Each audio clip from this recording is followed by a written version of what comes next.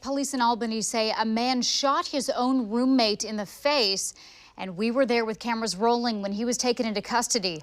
Fox 12's Bonnie SILKMAN shows us how it all unfolded. Investigators tell me a young man called 911 tonight saying that his roommate had shot him in the face. Now, we don't know how that man is doing tonight. We do know the 24-year-old was upstairs in the apartment to the right when this happened. Now, earlier tonight, I was speaking with neighbors about what they heard, and we watched that suspected shooter walk out with police in handcuffs.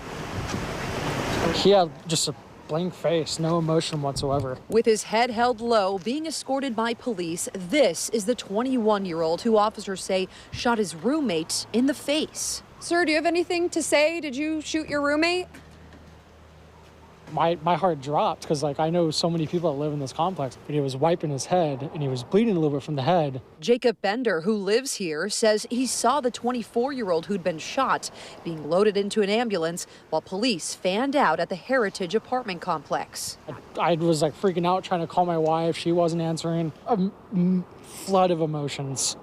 And I'm still kind of a little edgy, and I'm not sure how I'm going to be able to sleep tonight, to be honest. A tense night in Albany as neighbors watched investigators bring out paper bags full of evidence.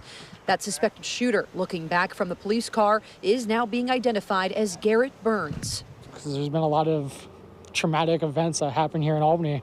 As of recent, there's been shootings left and right. There's been a lot of stabbings. I mean, it's just getting worse and worse in this town.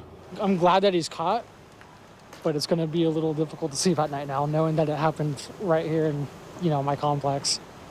And officers say this is just the beginning of their investigation, so they really can't give us any more details. As soon as we find out new information, you'll be the first to know. For now, reporting in Albany, Bonnie SILKMAN, Fox 12 Oregon.